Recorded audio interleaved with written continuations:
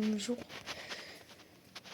récemment, j'ai réussi à avoir Topaz, mais surtout Nami. Du coup, je l'ai un petit peu testé, c'est très cher Nami, pour l'instant. Donc c'est un petit premier avis. D'ailleurs, pourquoi j'avais pris Nami plutôt que Robin? Bon, ça va être simple, j'avais trop peur de perdre mon 50-50. Donc pour être vraiment sûr de gagner mon 50-50, pour ça j'ai utilisé la technique du pile ou face. Donc soit je pouvais en jouer avec Robin, soit j'avais un Nami. Pour être sûr, comme ça le jeu il s'oblige à me faire gagner le 50-50. Parce que j'utilise très régulièrement des techniques là pour essayer de pull, mais souvent ça marche pas très bien. J'essaie généralement quand je fais des quêtes de pas regarder des personnages s'ils viennent de la perma, etc. par exemple. Et du coup, sur le pile ou face, c'est la première fois c'était sur Robin.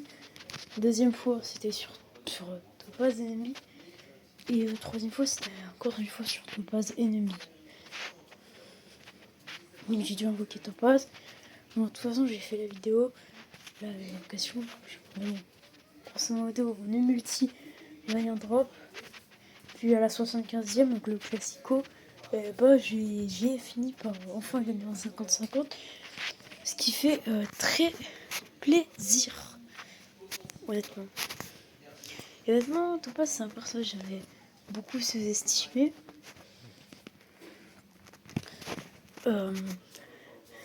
Parce que je trouvais que sa signature faisait pas beaucoup de dégâts. Et surtout que ça apportait pas assez de choses à la team. Mais au final, je trouve que son apport à une team est quand même assez utile. Pour rappel, le kit de Topaz, c'est un DPS 5 étoiles chasse-feu. D'ailleurs, c'est un 5 étoiles temporaire. Du coup, c'est un personnage qui va être spécialisé dans les attaques de suivi. Notamment. Et du coup, Pomti, c'est celui qui va frapper. Et donc, c'est en fonction du niveau de son talent que Pomti va faire des dégâts. Mais de plus, il y a aussi son ultime qui va permettre à Conti d'augmenter énormément ses multiplicateurs et ainsi que ses dégâts crits pour lui permettre de faire très mal pour ses 2 prochaines attaques. Les 3 prochaines attaques s'il le 6, mais ça c'est vraiment une minorité de personnes qui ont réussi à avoir sa fameuse E6. Chose que d'ailleurs j'ai pas ressenti énormément de problèmes de R, honnêtement. Je trouve que j'arrive bien cycler les ultis, ça va, c'est pépère, c'est tranquille. Très cool, hein. À prendre en main, on aime bien d'ailleurs. Très cool à jouer. Et Numbi en termes de dégâts, c'est un monstre. Franchement, il fait très très mal. De toute façon, j'aime montrer la fleur. Vous voyez à quel point il fait des chiffres énormes. D'ailleurs, je suis en train de former pour cette race en ce moment, du coup. Donc là, on va ulti ratio. J'ai oublié d'utiliser la technique, non, en plus je l'ai utilisé bien.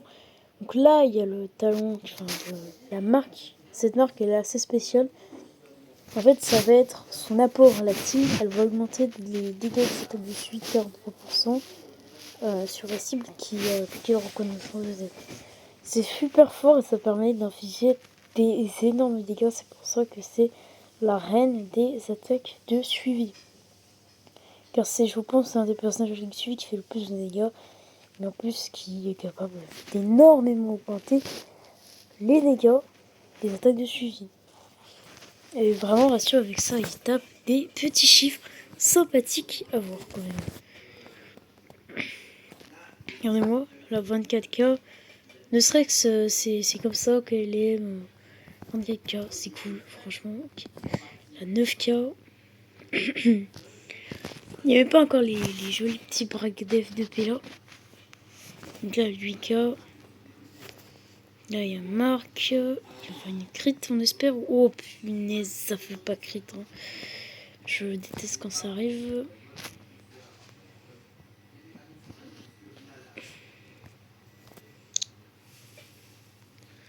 Regardez-moi, ennemis font les ennemis. Hein. C'est vraiment une dinguerie. Donc là, on fait ça. On va crit, on espère. Oui, 25 petits cas. C'est cool. Franchement, c'est très cool. Allez, on fiche le break def. Voilà. Et là, bim. Après, ma team est très investie à noter. Parce que ma topaz, elle a un build un peu insane. Mon ratio, il a son code signature. Mon Yoacha, il est au 1. Et d'ailleurs, ma PLA est au 5, mais c'est qu'un 4 étoiles. Donc voilà. Ça va pas changer grand chose. Normalement, beaucoup le 5 ou le 6. Le 6, on s'en fout. Théma les dégâts. C'est vraiment une dinguerie. Hein. Ça fait super mal. Honnêtement, je l'avais sous-estimé en termes de dégâts parce que franchement, pour faire autant mal, c'est quand même une sacrée dinguerie. Là, attaque là, vraiment snapshot éventuellement. 29k. Bim, break def. Là, on fait ça. D'ailleurs, c'est important d'utiliser la compétence de topaz. Voilà, pour appliquer les marques. Si on a le cône en particulier, l'exploration de la mer Stimir, qui est sa seconde meilleure option, qui donne plein d'attaques. Enfin, c'est le cône de référence un petit peu de la chasse. Tout simplement, Topaz va pouvoir, du coup, va être obligé de faire beaucoup de points de compétences. Hein. Pour être honnête. Allez, bim, ok, il fait l'attaque de suivi qui fait des 26k. Franchement, on le fait vraiment des dégâts proches de ratio. Bah après, quand il y a le passif du code qui proc, là, c'est plus la même histoire. Hein. Mais voilà, combiné à ratio, c'est vraiment une dinguerie.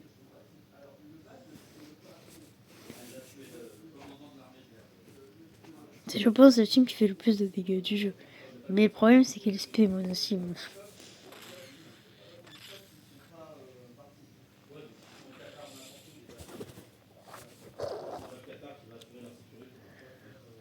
Bim.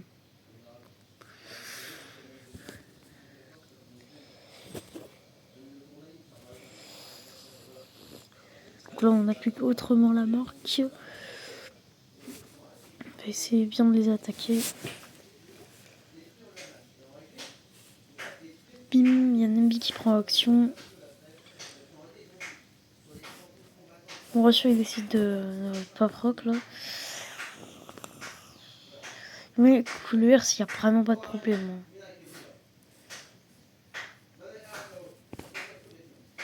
Je trouve qu'honnêtement, je l'avais sous-estimé. Mais bon, pour l'instant, en tout cas. Parce que le perso fait vraiment. Le boost de dégâts apportés à ratio est vraiment gigantesque. Et ses dégâts personnels sont incroyables aussi.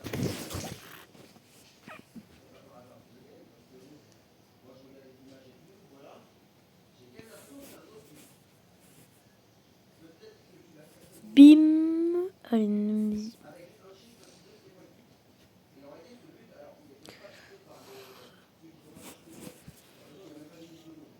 Maintenant, Topaz, je pense qu'il faut vraiment la jouer pour comprendre sa puissance. Hein. Encore une fois.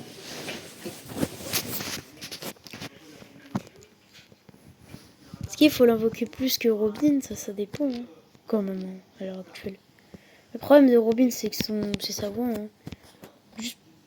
C'est un luxe, Robin. Alors que Topaz, elle a pas de concurrente, donc c'est pas forcément un luxe.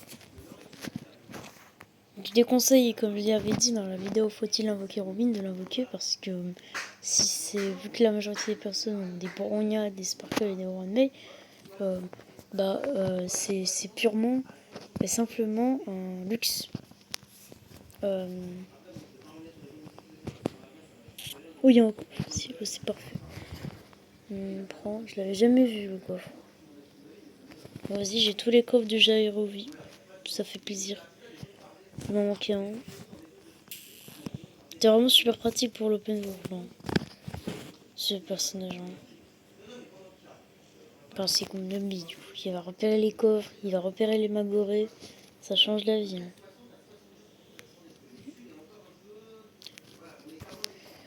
Donc Topaz en vrai très sous-estimée en E0 E0. Elle apporte déjà énormément de choses et sans elle il n'y a pas de Team Pure. Hein. Parce que c'est le seul personnage à apporter plus que des dégâts pour la Team Pure. Du coup pour avoir le deuxième DPS, il n'y a que Topaz qui est vraiment intéressante. Donc Team Pure en soi c'est une type qui fait des attaques de suivi et qui va avoir des DPS justement. C'est ça la logique. Vu que ratio offert, ça met Topaz en priorité pour la Team Pure. Mais qu'on n'a même pas besoin d'aller chercher le DPS. Même si forcément si vous voulez vous faire plaisir et aller chercher le cône de ratio, qui est vivement conseillé, hein, personnellement, je pense. Parce que si vous avez ni le cône de Topaz, si vous n'avez pas le cône de Topaz et pas le cône de ratio, je pense que là, réfléchissez peut-être un peu plus là-dessus. Parce que ils ont plus leur meilleur cône free-to-play, donc c'est compliqué. Parce qu'il y en a un des deux, il a vraiment un cône de merde, je pense. Hein. Donc je vous conseille au moins d'avoir peut-être éventuellement le code signature de l'un des deux. Mais pas forcément le 2, ça rien ne vous oblige. Hein. Le plus important c'est peut-être celui de ratio, parce que c'est lui qui fait tous les dégâts je pense. Donc voilà. Mais Topaz fait déjà super mal, même sans son code signature. Hein. Peut-être que je changerai d'avis après, mais pour l'instant dans les premiers tests c'est une sacrée dingue. Voilà, ciao.